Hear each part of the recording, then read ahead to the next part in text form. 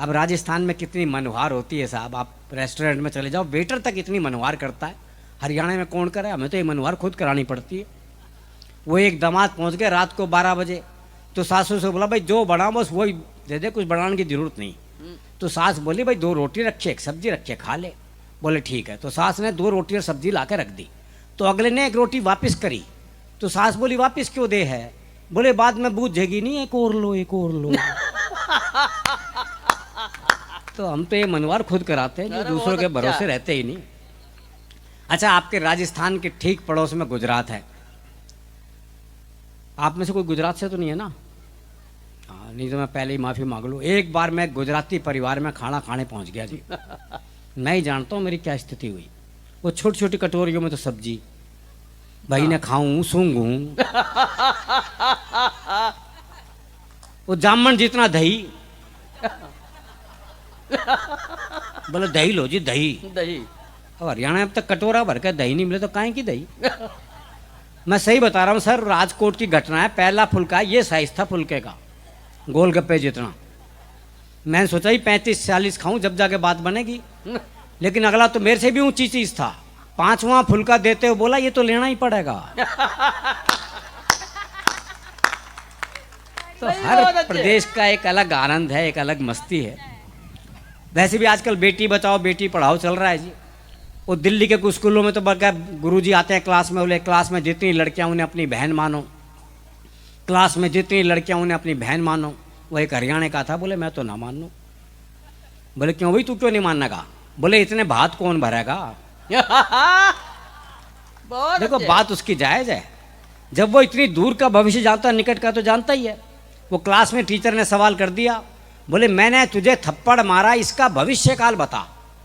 बच्चा बोला तेरी साइकिल में पंचर मिलेगा। वो एक बच्चा 3 दिन तक स्कूल नहीं आया। चौथे दिन स्कूल पहुंचे तो मास्टर ने पूछा, बोला भाई 3 दिन से आया क्यों नहीं? बोला जी हमारी भैंस ने काटड़ा दिया है। काटड़ा समझते हैं ना? हाँ, भैंस के छोरे को कहे हैं, भैंस का छोरा।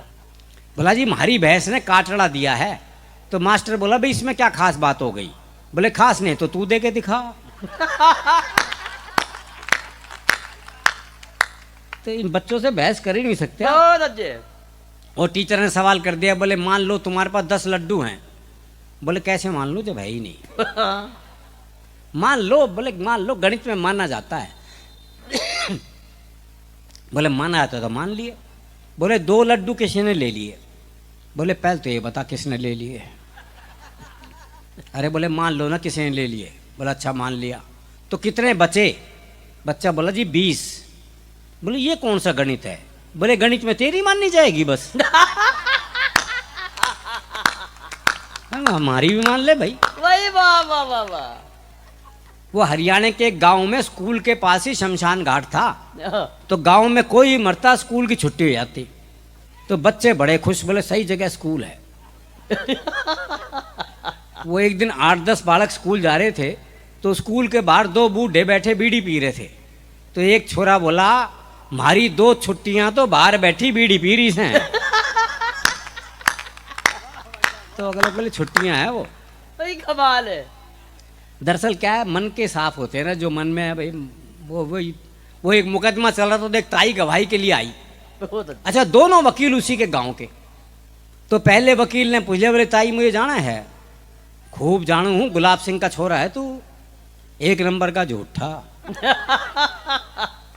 तेरी लुगाई तक तुझे छोड़ के चली गई थी। बेचारा वकील सन्न रह गया जी। उसने दूसरे वकील की तरफ इशारा कर दिया, और ताई से जाना है? अच्छी तरह जानू हूँ, करनैल काने का छोरा है यो, 1 नंबर का याश। तेरी लुगाई से भी इसका चक्कर था। भाई साहब, जज ने कोर्ट स्थगित की, अपने चैम्बर में गया, दोनों वकील बुलाए। बोले खबरदार ताई से मेरे बारे में कुछ पूछ लिया तो इतना साफ मामला है जी। बहुत अच्छे। और कहते हैं डर के आगे जीत है। हमारे यहाँ तो डर के आगे भी हास्य रसी है। बहुत अच्छे। वो एक चौधरी रात को सुनसान जंगल से जा रहा था। सामने से एक 41 साल की महिला, सफेद साड़ी पहने, बाल बिखराए, हाथ में दीप जलाए, कहीं दीप जले कहीं दिल टाइप गाना गाती आ रही थी। अच्छा। पास आके बोली मैं चुड़ैल हूं। तो चौधरी बोला फिर चिपटती क्यों ना। बता ऐसे का चुड़ैल भी क्या कर लेगी जी। बहुत अच्छे। तो हमारा मामला बिल्कुल अलग है जी। वो एक पुलिस के सिपाही को छुट्टी चाहिए थी, पहुंच गया एसएचओ के पास, बोले छुट्टी चाहिए। बोले बहुत काम है, छुट्टी नहीं मिल सकती। बोले जी छुट्टी तो मैं लेके रहूंगा। बोला अच्छा एक सवाल का जवाब दे दे, छुट्टी दे दूंगा। बोले सवाल कुछ भी पूछ लो। बोला अच्छा ये बता कटप्पा ने बाहुबली को क्यों मारा। ये अंतरराष्ट्रीय सवाल पूछ लिया जी बहुत उससे। अच्छे। बोले ये बता कटप्पा ने बाहुबली को क्यों मारा। बोले हो सकता है बाहुबली ने कटप्पा को छुट्टी देने से मना कर दिया हो। ओए! भैया असल क्या है, इस तरह की महफिलें होनी बहुत जरूरी है भाई। बेशक। हाँ, क्योंकि संवाद से ही हास्य पैदा होता है। वो एक बुजुर्ग महिला बस में चढ़ी तो किसी ने सीट नहीं दी उसे, तो ड्राइवर को दया आ गई, उसने बोनट पे बिठा लिया। थोड़ी देर बाद 30-35 साल की सुंदर सी महिला चढ़ी तो सारे सीट देने को तैयार, और वो महिला बैठने को तैयार नहीं। तो बुढ़िया बोनट पे से बैठी बैठी बोली, अरे बोले बैठ जा, कुछ साल बाद बोनट पे ही बैठना पड़ेगा। भाई वाह! तो ये संवाद बहुत जरूरी है जी, कमाल। ये महफिलें बहुत जरूरी हैं। दरअसल क्या है कि हास्य रस जो है वो हमारे जीवन में है, हर स्थिति में है। फुर्सत में रहते हैं इसलिए हास्य रस में रहते हैं। वो एक ने एक रिक्शे वाले को आवाज दी, बोले खाली है। बोले हाँ। बोले आप फिर ताश खेलते हैं। तो इतनी फुर्सत जरूरी है। बहुत अच्छे। वो एक ने एक रिक्शे वाले से कहा, बोले स्टेशन चलेगा। बोले हाँ। बोले कितने पैसे। बोले 25 रुपए। बोले ये तो रहा स्टेशन। अच्छा मैं पैसे कम कराने होते हैं, हम जगह को पास बुला लेते हैं। बोले ये तो रहा स्टेशन। रिक्शे वाला बोला हाथ नीचे कर ले वरना रेल के नीचे आ जाएगा।